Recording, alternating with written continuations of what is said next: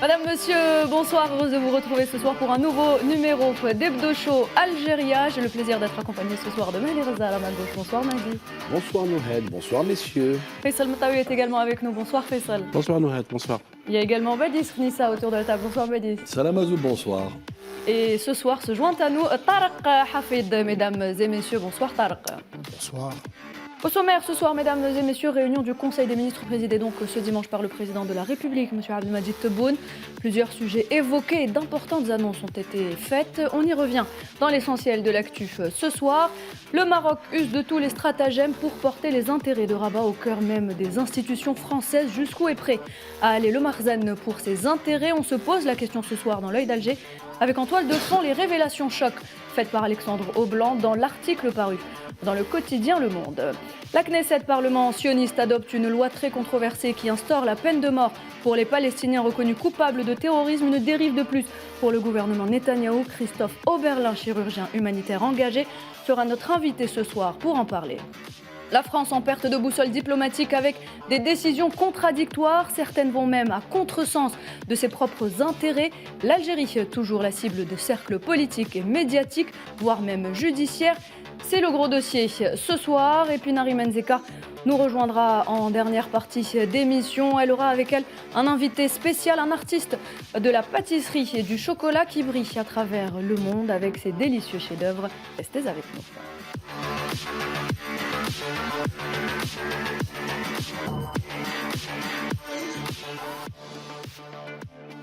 Et on commence, mesdames et messieurs, avec l'essentiel donc de l'actualité. L'essentiel de l'actualité qui a été dominé cette semaine par les nombreux messages de condoléances de chefs d'État et dirigeants de pays arabes, de pays frères et amis, ainsi que de responsables d'instances internationales reçus donc par le président de la République, M. Abdelmadjid Tebboune, suite au décès de l'ancien président de la République, le Moudjahid Yamin Zerouel. Allah yarhamou Faisal. Allah yarhamou, effectivement, l'ancien président Yamin Zerouel est décédé le 28 mars 2026 à l'âge de 84 ans. Il a eu droit largement mérité de funérailles nationales et officielles à Batna en présence du président Abdelmadjid Tebboune. Et suite à ce décès, le président Tebboune a reçu effectivement beaucoup de messages de condoléances de chefs d'État et de dirigeants de plusieurs pays, dont le roi Salman Ben Abdelaziz Al Saoud, le roi d'Arabie Saoudite, et le prince héritier Mohammed Ben Salman, le cheikh Tamim Ben Hamad Al Thani, l'émir du Qatar, et le vice-émir également, Cheikh Abdallah Ben Hamad Al Thani. Le président Tebboune a reçu des messages du président du Burundi, du président du Niger, du président de la Palestine, Mahmoud Abbas, et le secrétaire général de la Ligue arabe, Ahmed Aboulghit, et le président de la Commission africaine, Moussa Faki Mahamat. Donc, c'est des messages qui soulignent la grandeur de l'homme, qui soulignent aussi la contribution de Yamin Zerouel en tant que grand chef d'État à faire sortir l'Algérie des violences qui marquaient le pays dans les années 90. Ils ont souligné l'homme d'État, l'homme qui a su aussi ici très haut la diplomatie et la voix de l'Algérie à travers le monde. Mahdi Yamin Zerouel, grand homme d'État qui a marqué à travers le monde. Écoutez, un grand président, qui s'en est allé, qui a laissé un héritage derrière lui, qui a laissé des institutions, qui a sauvé les institutions pendant la décennie noire. Un hommage unanime des partenaires algériens qui sont tous venus au président à travers des missives diplomatiques ou à travers des tweets présenter leurs condoléances. Nous avons vu aussi dans les différentes ambassades et représentations diplomatiques à travers le monde les différents responsables politiques qui se sont déplacés. Là, ici, nous voyons les images derrière nous du maire de Paris, Emmanuel Grégoire, qui s'est rendu à l'ambassade d'Algérie à Paris pour présenter ses condoléances et pour écrire dans le livre d'or de recueil à la mémoire du président défunt. Donc voilà, un hommage unanime international pour un grand homme, un grand patriote, un moujahid qui s'en est allé, mais qui s'en est allé le cœur léger avec le devoir accompli en son âme et conscience. Donc voilà, Allah yarhamou wa rahmatillah. Badis, peut-être un commentaire sur ces hommages. Pour aller dans la continuité, effectivement, cet hommage, d'abord, je dirais, confirme la portée régionale, la portée internationale, la portée africaine également, justement, de ce que c'est fut Feu Zerouel. Feuzaroual n'était pas perçu tout simplement comme un simple ancien chef d'État, mais plutôt comme grande figure, notamment de cette Algérie audacieuse, cette Algérie et sa diplomatie respectée, respectueuse, aussi cette vision, notamment, rappelez-vous, Feuzaroual président, c'est le dialogue avec tous les pays amis. Donc c'est ça aussi aujourd'hui, cet héritage politique, ce legs notamment de Feuzaroual, qui est encore une fois de l'aveu de l'unanimité de plusieurs voix à l'international, qui confirme encore une fois que certes c'est une grande perte pour l'Algérie effectivement, mais encore une fois la lanterne reste vive et la boussole reste intacte. Merci Badis. On continue, messieurs, si vous le voulez bien, avec le président de la République, M. Abdelmadjid Tebboune, qui a présidé ce dimanche une réunion du Conseil des ministres, une réunion consacrée à plusieurs dossiers, Faisal.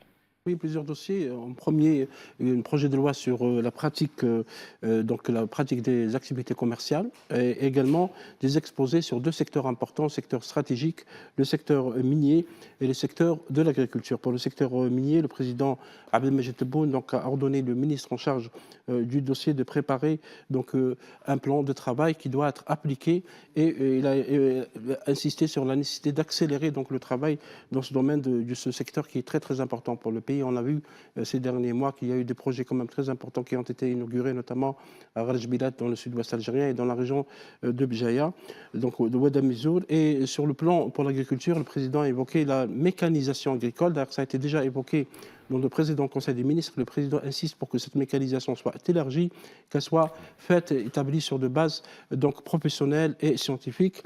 Et le Conseil des ministres aussi a abordé un projet aussi important pour la région d'Ain Salah dans le sud algérien, c'est la station de dessalement. Maintenant, il y a aussi un autre point très important évoqué par le Conseil des ministres. D'ailleurs, c'est un rapport qui a été fait par M. Ahmed Attaf, ministre des Affaires étrangères, après sa visite en Suisse, où il a annoncé que l'État suisse, l'Algérie a envoyé 33 commissions rogatoires pour récupérer les fonds et les biens détournés. Et après étude, l'État suisse a étudié une vingtaine de dossiers par rapport à cette récupération. Vous savez que c'est un axe stratégique de l'action du président Abdelmadjid Tebboune.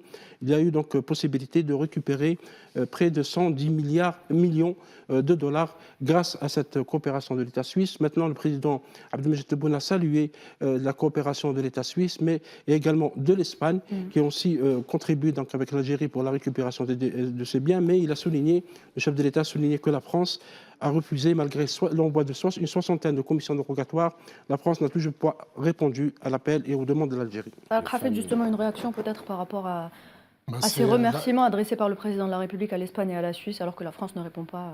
C'est justement le grand point d'interrogation. Depuis des années, justement, ces commissions rogatoires, toutes les procédures lancées par l'État algérien pour récupérer ces biens, et voire même pour obtenir même la condamnation, c'est-à-dire de certaines personnes qui sont directement impliquées, d'anciens ministres notamment. Et Paris fait la sourde oreille, ne veut absolument pas du tout prendre ses responsabilités et s'impliquer.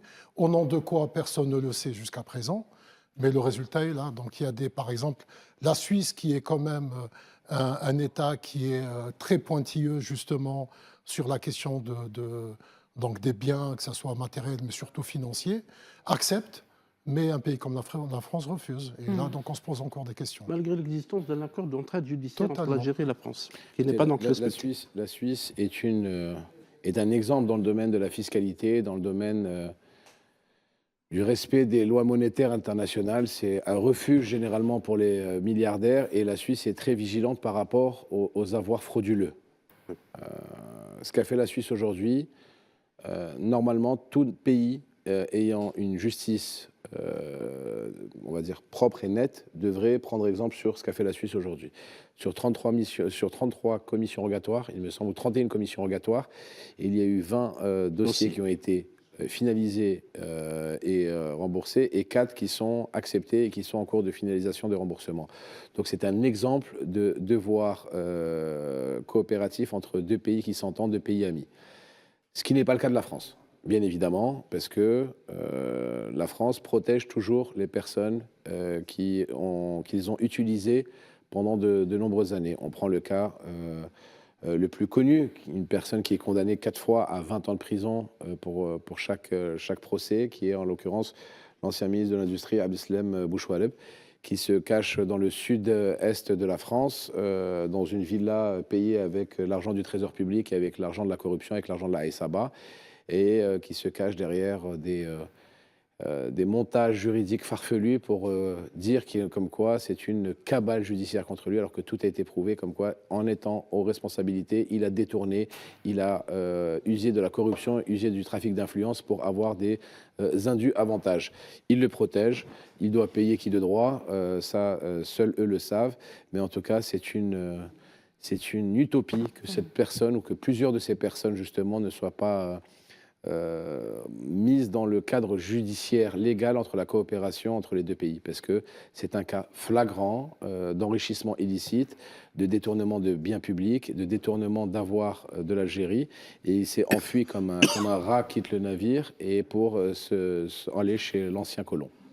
Tout simplement, j'aimerais rajouter une chose, c'est que d'abord, pour la Suisse, et effectivement, comme tu disais, Mehdi, c'est un précédent, puisque la Suisse est connue pour le secret bancaire. Oui. Et pourtant, elle est dans une coopération pleine et entière, une coopération responsable, puisque c'est ça aussi, le détournement de deniers publics, de deniers notamment, c'est le trésor public qui appartient au peuple, notamment algérien, et elle se donne justement tout cet arsenal pour pouvoir adapter et coopérer avec l'Algérie, contrairement, encore une fois, à d'autres pays, un seul pays, la France notamment, qui lui aujourd'hui daigne de ne même pas répondre avec des fins de non-recevoir. 61 dossiers sans réponse. Sans réponse. Et pourtant, pas refusé. Hein. Et pourtant, 61 dossiers sans réponse. Et pourtant, quand il veut, il peut. C'est-à-dire qu'on a vu pour certains pays africains les fameux biens mal acquis, notamment pour exercer des pressions sur certains pays, des changements de régime, changements de chef d'État. Sauf que l'Algérie aujourd'hui, cette Algérie souveraine qui demande des comptes, qui demande la restitution de biens notamment qui appartiennent au peuple algérien, qu'est-ce qu'on a en face? On a un pays, un État aphone. Alors la Suisse aujourd'hui a mis en porte-à-faux clairement la France. Pas que la Suisse, l'Espagne, on rappelle tous de l'affaire de l'hôtel à Barcelone. L'Espagne a élucidé énormément de dossiers comme ça en coopération très étroite avec les autorités judiciaires algériennes. Là, le ministre des Affaires étrangères, Ahmed Attaf, a dit que les coopérations judiciaires ont très bien fonctionné avec la Suisse et il y a eu une réponse rapide de la Suisse parce que les preuves étaient irréfutables, que c'est un dossier judiciaire. C'est pas parce que l'Algérie est l'ami de la Suisse qu'ils ont rendu l'argent, non, c'est parce que les preuves étaient irréfutables et que cet argent était de l'argent volé du trésor public algérien qu'il devait revenir à l'Algérie. Maintenant, il y a des gens qui font la sourde oreille. Pour quelle raison? Dans quel but? Pour couvrir qui? Il faudrait se poser les bonnes questions. Moi, je sais qu'il y a une affaire qui est très importante, en l'occurrence celle de l'ancien ministre de l'Industrie, qui est une personne qui était un haut responsable de l'État, qui doit normalement être traduit en justice dans son pays. Mais bon, on connaîtra la vérité un jour de toute façon. Moi, je me pose des questions. Et une question principalement, s'il y a ce refus, s'il n'y a justement pas de réponse, est-ce qu'il y aurait des personnalités françaises qui seraient impliquées aussi dans ces actes de corruption? C'est-à-dire la question se pose. Très certainement. Exactement. À retenir, messieurs, également la visite à Alger du président du Conseil national des régions et des districts de la République tunisienne, Ahmed Derbali. Il a été reçu par le président de la République, Abdelmadjid Tebboune. Faisal. Oui, Ahmed Derbali, qui est donc président du Conseil national des régions et du district de Tunisie, qui est un organisme très important, a été invité par le Conseil de la Nation et accompagné d'une délégation parlementaire. Il y a eu appel pour la création d'un forum parlementaire permanent destiné au dialogue, la concertation et au soutien mutuel. Et M. Ahmed Derbali a eu des discussions, notamment avec M. Mohamed Arqab, ministre d'État chargé des hydrocarbures et des mines, et avec M. Mourad Adjad, ministre de l'énergie et des énergies renouvelables, pour évoquer une question importante pour la Tunisie, c'est l'interconnexion électrique à travers les frontières. Et cette question est considérée comme un levier pour le développement régional, mais également pour la sécurité énergétique des deux pays. Et il a été aussi question, lors de cette visite de M. Derbali, de développer des capacités en matière de production, de transport d'électricité, des perspectives de coopération, on en a parlé tout à l'heure, du secteur minier, parce que vous savez qu'il y a une mine qui est juste aux frontières avec la Tunisie, dans la région de Tebessaï, donc il y aura des possibilités de coopération dans le domaine minier entre l'Algérie et la Tunisie. Ce qu'il faut comprendre, cette visite, d'abord, marque une évolution majeure. On sort du registre, si vous voulez, de fraternité, de diplomatie déclarative, vers où on entre plutôt dans une espèce de construction de maillage fonctionnel et opérationnel. d'une part. D'autre part aussi, si vous voulez, on sort de ce réflexe de relations bilatérales, un réflexe politique, pour aller vers une co-construction, d'une codépendance entre les deux pays. En somme, c'est au-delà, bien évidemment, des dénominateurs communs que nous avons avec la Tunisie, qui sont d'abord historiques, avec un ancrage important culturel et de l'histoire.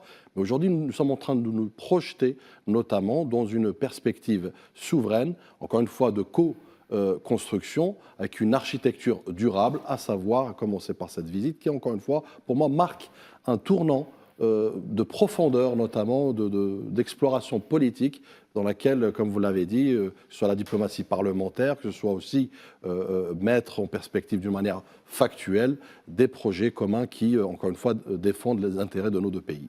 Et toujours, messieurs, à propos de l'approfondissement de la coopération entre l'Algérie et d'autres pays, le président de la République, Abdelmadjid Tebboune, a également eu un entretien avec le Premier ministre de la République de Serbie, Tarek.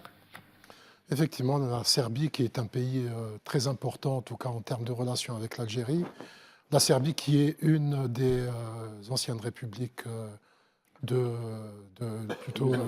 l'ex-Yougoslavie, tout à fait, et qui représente en tout cas actuellement celle qui a hérité du système, en tout cas de l'idée même de Broz Tito, donc, qui a été le grand dirigeant de l'ex-Yougoslavie, de grandes relations qui remontent à juin 1959, et surtout par rapport à tout ce qui s'est déroulé durant la guerre de libération.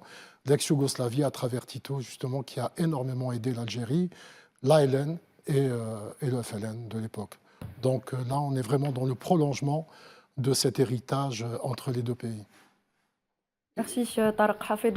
Peut-être Mahdi, l'Algérie et la Serbie, Tarek Hafed vient de le dire, sont étroitement liées, surtout depuis l'indépendance de l'Algérie, et elles comptent aujourd'hui renforcer cette coopération qui existe entre les deux pays. Écoutez, je vais encore me répéter pour la 155e fois.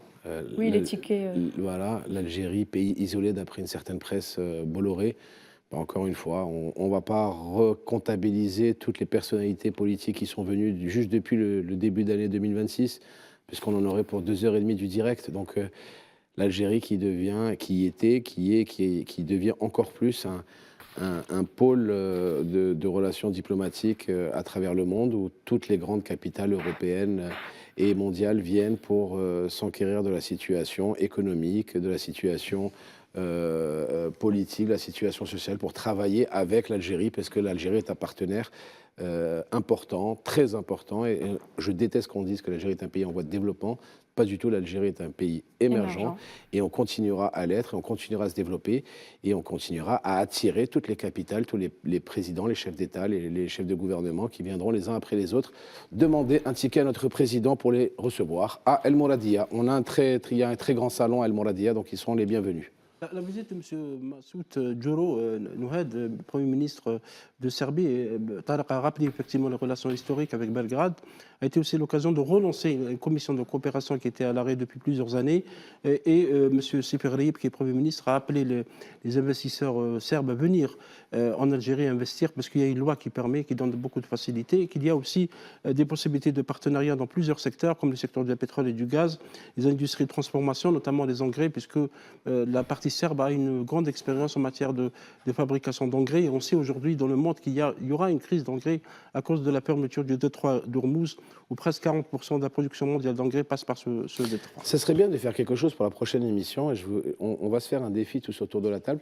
Ça serait bien de faire une liste de toutes les personnes qu'a reçu le président de la République depuis le début de l'année, et des capitales européennes par rapport aux 27 pays européens, et on va voir quels sont les pays. Le pays isolé, on mettra en face la France, et on verra qui est le pays isolé qui ne reçoit que Zelensky, alors que nous on reçoit toute la terre. Après on fera Zelensky pour prendre de l'argent. Zelensky pour qu'il prenne voilà, et on verra qui est le pays isolé, qui est le pays qui est en pleine vitesse de croisière et qui va continuer, Inch'Allah, à se développer à vitesse grand V. Voilà, ça serait bien de faire ça. Franchement, ça serait bien de faire ça avec des chiffres à l'appui. Je rebondis sur Je cette rappelle visite. juste qu'Espagne, on fait juste, à part depuis la Espagne, semaine dernière, Italie, depuis la semaine dernière, hein, juste, c'est pour en fait, là c'est un message qui est destiné à tous les rageux de certains. Espagne, Italie, Serbie. Portugal, Pays-Bas. Croatie, Serbie. notre ministre des Affaires étrangères est en Croatie, Serbie, ça c'était en une semaine, hein, messieurs, Monsieur dames, Attar- en monsieur- une semaine, hein, l'Algérie.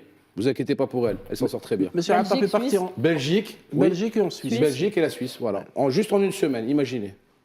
Voilà, merci, il n'y a plus rien à dire à part ça. Merci. Une autre activité à... Badis, oui, allez-y, bien sûr. Parce que j'allais intervenir là-dessus. Non, il y a un fait saillant très important de cette visite qu'il faut rappeler aussi autour de cette table. C'est que Belgrade, et d'ailleurs le Premier ministre l'a rappelé, en remerciant l'Algérie sur sa position constante sur la non-reconnaissance du Kosovo. D'ailleurs, dont le Premier ministre a rappelé, là aussi, une constance non négociable qui est celle de la non-ingérence de l'Algérie dans les États ou les affaires des États. Donc ça prouve effectivement qu'il y a une consolidation d'une base saine entre les deux pays qui permettra effectivement, in fine, ce qu'il disait Faisal tout à l'heure, une diversification diplomatique, économique et même doctrinale. Puisqu'on parle aussi d'une partie de l'Europe qui est importante et qui prouve que l'Algérie, finalement, dialogue avec toute l'Europe. L'Algérie qui insiste pour Exactement. sa souveraineté pour elle-même, mais aussi pour les autres États du monde. À retenir également, messieurs, le général d'armée Saïd Chenriha, ministre délégué auprès du ministre de la Défense nationale, chef d'état-major de l'ANP, qui a présidé jeudi les travaux de la 19e session du Conseil d'orientation de l'école supérieure de guerre. Dans son allocution, Saïd Chenriha a évoqué l'émergence d'un nouvel ordre politique mondial en raison du contexte géopolitique actuel, ce qui place, Badis, les pays du Sud global devant des choix géopolitiques complexes aujourd'hui. On a eu véritablement une leçon en matière de géopolitique et de géosécurité, et qui s'imposait, j'ai envie de vous dire, puisque rappelez-vous, depuis quelques déclarations, quelques allocutions notamment du chef d'état-major Saïd Chenriha, on sent effectivement, c'est palpable, que les mutations de l'échiquier géosécuritaire et géopolitique notamment étant effervescence, et je dirais même en explosion son jeu de mots, et ce qui fait que dans le sillage effectivement d'un rappel de conscientisation notamment de la société civile, des peuples notamment, mais également de l'institution militaire et son degré de préparation, les clés de compréhension notamment de ces mutations. Vous avez évoqué effectivement l'émergence du Sud global, mais sous contrainte, mais c'est aussi pour rappeler que la souveraineté n'est pas un acquis. Elle se construit, elle se protège, elle se consolide à travers plusieurs éléments, effectivement. J'ai parlé je dirais, un agrégat de facteurs qui rentrent principalement en jeu, qui sont très stratégiques aujourd'hui, au-delà de la guerre cognitive qu'il faut reconnaître, et avec cette reconnaissance, donc il y a un travail de fond à mener, notamment y compris sur d'autres segments comme les médias, comme la société civile, comme les associations, comme le citoyen lambda, mais également à échelle beaucoup plus importante, comme les institutions, comme notre valeureuse armée nationale populaire, héritière de l'armée de libération nationale, avec ce bond reconnu d'ailleurs par les puissances internationales, ce bond technologique, ce bond notamment de puissance, encore une fois, de puissance pacifique, mais qui est au service de l'intérêt d'abord du peuple, l'intérêt de la nation et de l'intérêt des pays amis. Donc il y a véritablement là aussi, encore une fois, je dirais des perspectives sur lesquelles on doit s'appuyer, sachant que l'Algérie est sa valeureuse armée, véritable colonne vertébrale de sa sécurité et de sa stabilité, et a été et elle le sera toujours dans la prospective géostratégique. Et sachant également que l'Algérie subit des attaques incessantes depuis plusieurs semaines, voire plusieurs mois. C'est pour ça que le général Chenriha a souligné, comme l'a expliqué Badis, les axes stratégiques de l'armée nationale populaire qui adapte ses armes donc, aux nouvelles technologies, aux narratifs hostiles. Il a bien expliqué dans ce discours donc, prononcé dans cette école prestigieuse qui est l'école de guerre de Temmelpoust, les axes donc, développés par notre armée nationale brièvement, c'est le développement des capacités technologiques des armes, et on voit ce qui se passe actuellement actuellement au Moyen-Orient, quelles armes sont utilisées et de quelle manière, la préparation des ressources humaines pour l'utilisation de ces armes et la formation, la sécurisation des chaînes d'approvisionnement nationales et la dédomiciliation, ce qui est important, un acte de souveraineté de l'industrie de défense, la lutte contre la désinformation, les manipulations cognitives, on en parle chaque semaine dans cette émission, la résistance aux guerres psychologiques aussi, et le démantèlement des propagandistes aussi, à dévoiler les mécanismes de manipulation des esprits. Donc on voit que, comme l'a expliqué Badis, que l'armée nationale populaire est bien adaptée aux défis d'aujourd'hui, mais également à faire face aux menaces. Nouhad, j'ajouterais juste une chose, mais qu'on expliquera plus tard, qu'on détaillera plus tard, et c'est très important de le dire dans ce segment. Parmi les axes aussi, c'est, Faisal, la lutte antiterroriste. Oui. Et je ferme la parenthèse, on discutera. On en parlera un peu plus tard, c'est vrai, Badis. Une dernière information, peut-être, messieurs, avant de clore cette partie, c'est le ministre d'État, ministre des Affaires étrangères de la communauté nationale à l'étranger des Affaires africaines, M. Ahmed Attaf, qui était en visite officielle à Bruxelles. Badis, c'est à vous que je redonne la parole.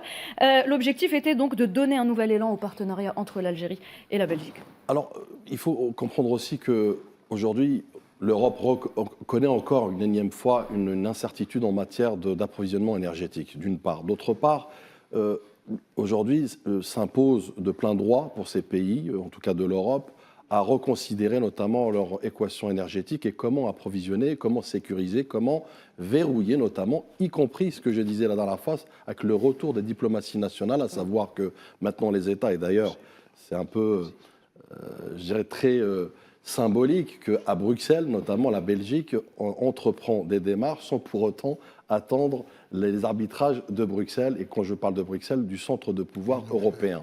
Donc on voit bien effectivement.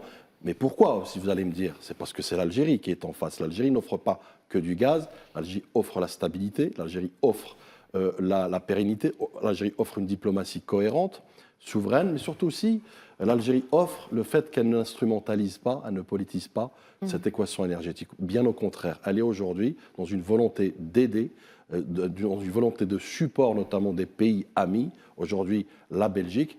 Et là aussi, encore une fois, ce qu'on voit, cette Algérie qui parle à la Belgique à titre individuel, mais aussi qui parle au centre du pouvoir européen. Mahdi, l'Algérie, centre de gravité de l'énergie, mais aussi pays fiable pour l'Europe aujourd'hui. Badis a très bien expliqué cela. Je vais l'expliquer de façon beaucoup plus imagée, de façon plus brute. Dans les années 60-70, Alger était la Mecque des révolutionnaires. En 2026, Alger est la Mecque des énergies. C'est aussi simple que ça. L'Europe a besoin de l'Algérie, l'Europe a besoin d'Alger, l'Europe du Sud encore plus. Alger a toujours été un partenaire et un fournisseur stable et pragmatique, qui n'a jamais mélangé business et politique. C'est ce qui a toujours fait sa force. Dans les années 2021-2022, quand il y a eu des petits soucis avec l'Espagne, l'Algérie n'a pas bougé d'un iota sa capacité à fournir l'Espagne, ce que l'Espagne a bien reconnu et a remercié vivement le président Tebboune. L'Algérie est un partenaire qui a toujours été correct avec ses clients et elle le restera toujours. Peu importe l'idéologie politique de son client, l'Algérie a toujours été un fournisseur sécure, safe et toujours correct. Fiable. Et fiable. Donc, c'est ce qui fait l'assurance et la fiabilité, l'assurance et aussi le sérieux de l'Algérie. C'est pour ça que maintenant, le tapis rouge est déroulé partout, à travers l'Europe, en priorité, à travers le monde, parce que l'Algérie, depuis la présidence de Abdelmajid Tebboune, a fait toujours preuve de sérieux avec ses partenaires. Merci Badis pour cette intervention. Messieurs, je pense qu'on a fait le tour concernant l'essentiel de l'actualité. Mesdames et messieurs, on fait une petite page de pub et on revient.